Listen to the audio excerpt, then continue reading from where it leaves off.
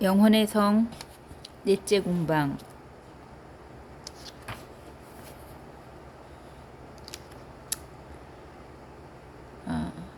기도에 있어 흐뭇한 기쁨과 맛이 서로 다르다는 점에 대해 이야기하겠습니다.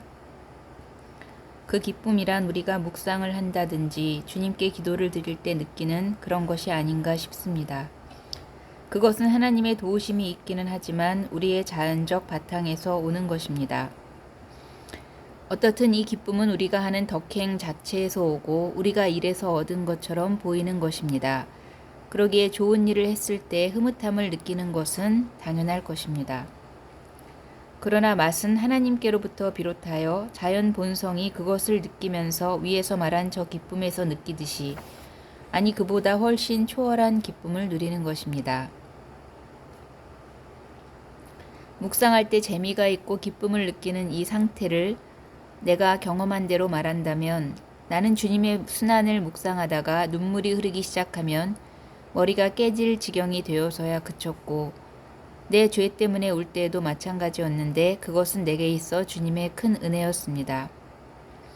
나는 이 자리에서 저 재미와 기쁨 두 가지 중에 어느 것이 더 나으냐는 것보다는 어떻게 다르냐는 것만 말하고 싶습니다.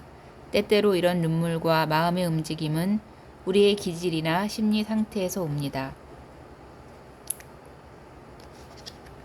일반적으로 이런 경건한 감정을 갖는 이들은 저 앞에 공방들에 사는 사람들입니다. 그들은 거기서 거의 항상 머리 쓰는 일만 하고 있는데 이성을 가지고 추리를 하거나 묵상을 합니다. 그 이상의 것을 할 수 있는 은혜를 못 받았으니 그것도 좋지만은 잠깐이나마 하나님을 찬미한다든가, 그분의 선하심과 그분이 하나님이심을 흐뭇해한다든가, 그분의 존영과 영광을 기원하는데 마음을 기울이는 것이 더 좋을 것입니다. 한 가지 매우 주의해야 될 것은 주님께서 이런 정감을 내려주실 때에 이젠 전부터 하던 묵상은 그만두라 하시나 보다 하고 그 정감을 버리지 말아야 합니다.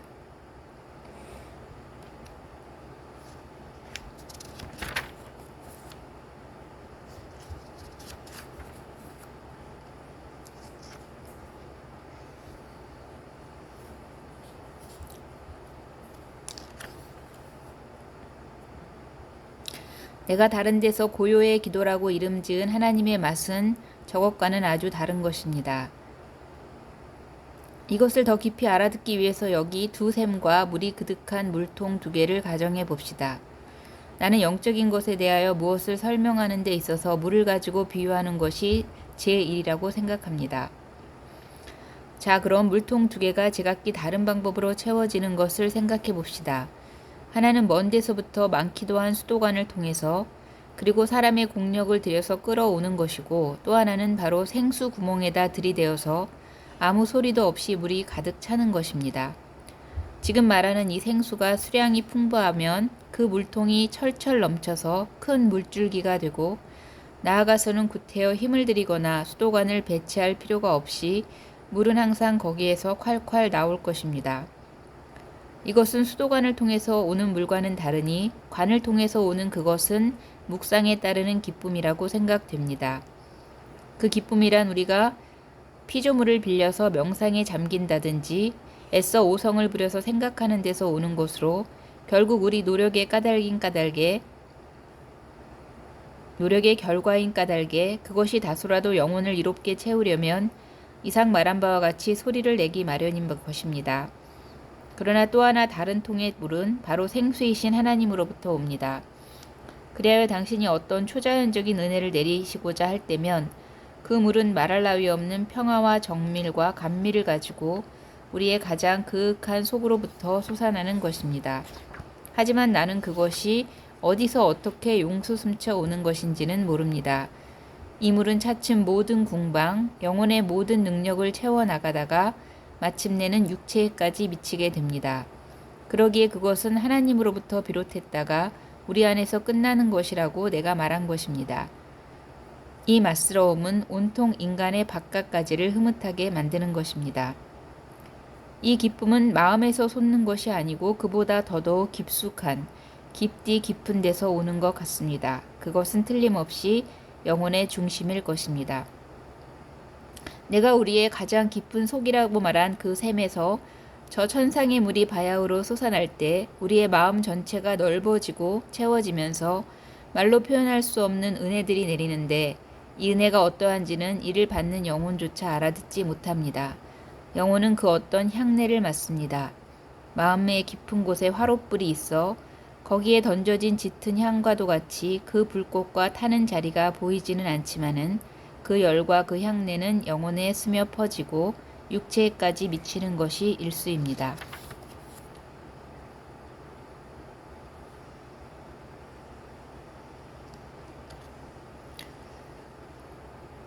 자, 그럼 이상의 궁방에서 할 일이 끝난 다음에는 할 일이 겸손, 오직 겸손인 것입니다. 우리가 주님께 바라는 모든 것을 당신이 들어주시는 것은 이 겸손 때문입니다. 그런데 여러분이 겸손을 지니고 있는가를 대뜸 알아보는 방법은 자신들이 주님의 그러한 은혜, 그러한 맛을 마땅히 받을 수 있다고 생각하지 않는 것, 죽는 날까지 그런 은혜를 받을 만한 사람이 못 된다는 것을 깨닫는 것입니다.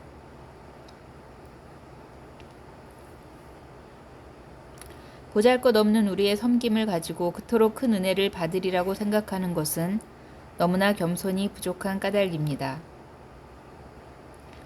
지존이신 하나님은 마치 우리가 당신의 계명을 지킨 값으로 천국의 영광을 주시듯이 저 은혜를 주셔야 할 의무가 없으십니다. 저것이 없어도 우리는 구원받을 수 있고 또 당신은 무엇이 우리에게 알맞은지 누가 당신을 진정으로 사랑하는지 우리보다 더 잘 알고 계십니다. 내가 알고 있는 어떤 이들은 오직 하나 십자가에 못 박히신 그리스도를 섬기기 위하여 사랑의 길을 가느라고 맛 같은 것은 아예 바라지도 빌지도 않을 뿐더러 이승에서는 그런 것을 주시지 말라고 기도합니다. 생수가 솟아나오려고 하지 않는 경우 우리의 노력도 소용이 닿지 않습니다. 아무리 묵상을 많이 하고 억지로 공을 들이고 눈물을 흘린다고 해서 생수가 나오는 것이 아니라는 것입니다. 이 물은 다만 주님께서 원하시는 그 사람에게, 그나마도 흔히는 그 사람이 전혀 모르고 있는 때에 주어지는 것입니다.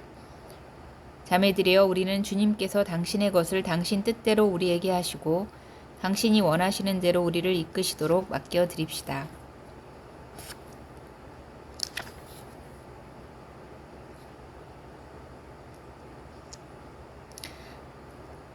사실 하나님을 자기 안에서 찾기 위해서는 저 은혜가 가장 효과적인 것입니다.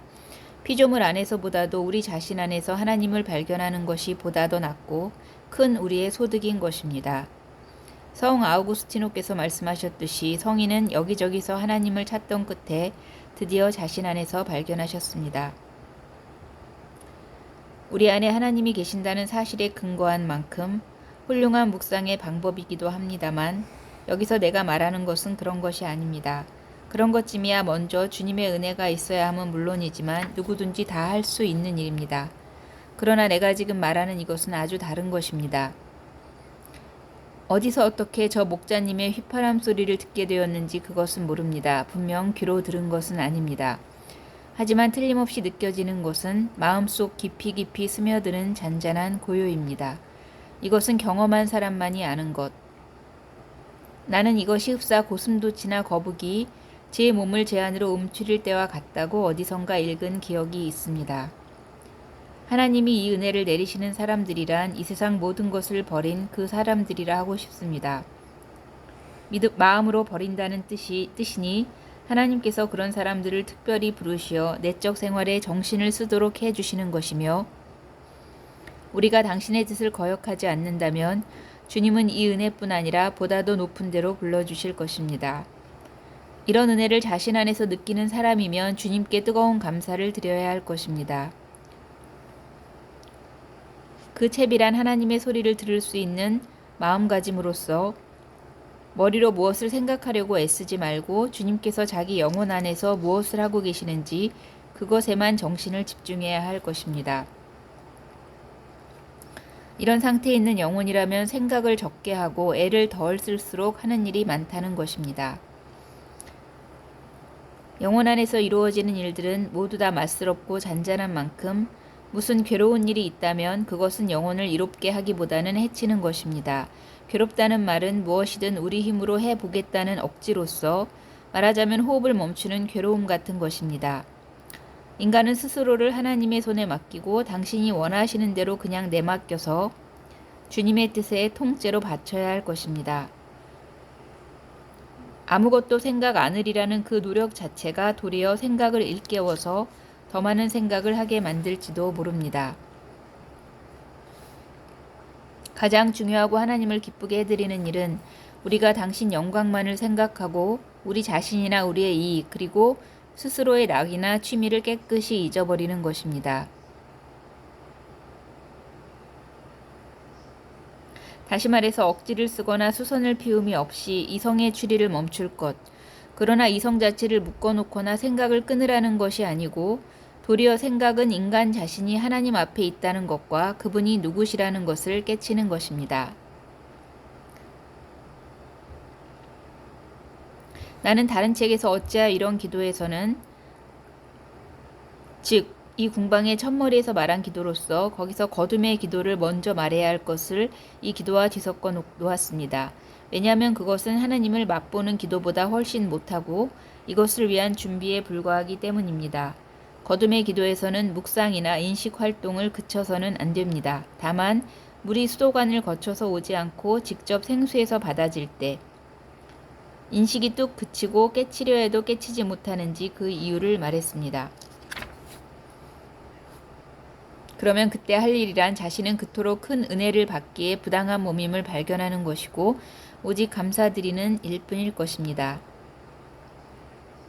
거둠의 기도는 다름 아닌 영혼의 어떤 팽창 혹은 확장임에 틀림없습니다. 이를테면 솟는 생수가 흐를 데가 없다가 물바지가 넓으면 넓을수록 그만치 수량도 더 많은 것과 같다 할 것입니다.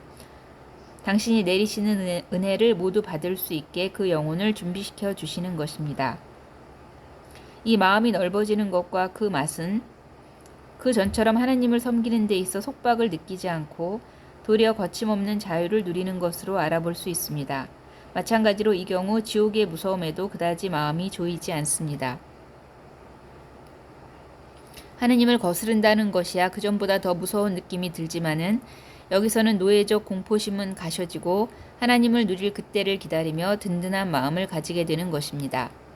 전 같으면 무섭기만 하던 고생도 이제는 대단치 않게 되어버립니다. 이미 하느님의 맛을 느껴본 다음인지라 온 세상이 초계같이 여겨지고 그리하여 한 걸음 한 걸음 세상 것을 멀리하노라면 자기를 지배하는 힘도 더욱 커져가는 것입니다. 하느님을 거스르는 일이 있으면 제 아무리 꼭대기까지 올랐다 해도 영혼은 모든 것을 잃고 말 것입니다. 이런 상태에 있는 이에게 한 가지 중요한 부탁이 있습니다. 그것은 하나님을 거스르는 기회를 피하는 데 온 정신을 쓰라는 것입니다. 영혼은 아직 다 크지 못하고 다만 젖을 빨기 시작한 아기와 같은데 어머니의 젖가슴을 떠난다면 죽음밖에 무엇을 더 바라겠습니까? 내가 두려워하는 바는 이런 은혜를 하나님께 받은 그 사람이 기도를 멀리하는 것입니다. 어쩔 수 없는 경우라면 몰라도 또 즉시 기도로 돌아온다면 별 문제이지만 그렇지 않는 한 기도를 멀리한다는 것은 곧 불행에서 더 큰 불행으로 가게 되는 것입니다. 내가 죄 지을 기회를 끊으라고 신신당부하는 것도 이 때문입니다. 하나님께 이런 은혜를 받지 않은 수많은 영혼보다도 이 은혜를 받은 영혼 하나를 악마는 더욱 노리고 있는 것입니다. 이런 영혼은 자기 하나뿐 아니라 남들까지 이끌어서 악마에게 치명상을 주고 하나님의 교회에는 막대한 이익을 끼칠 수 있기 때문입니다. 그리고 악마는 이런 사람들에게 하나님이 특별한 사랑을 베푸시는 것을 보기만 해도 별다른 이유 없이 이들을 거꾸러뜨리려고 발광을 합니다. 이들이 무서운 공격을 받는 것도 이 때문인데 이들이 패하는 날에는 다른 어떤 사람들보다도 그 실패는 큰 것입니다.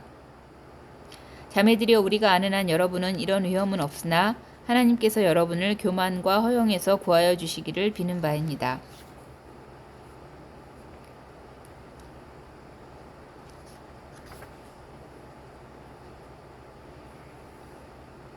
여기는 자연과 초자연이 자리를 같이 하는 만큼 악마가 가장 큰 해를 끼칠 수 있기 때문입니다.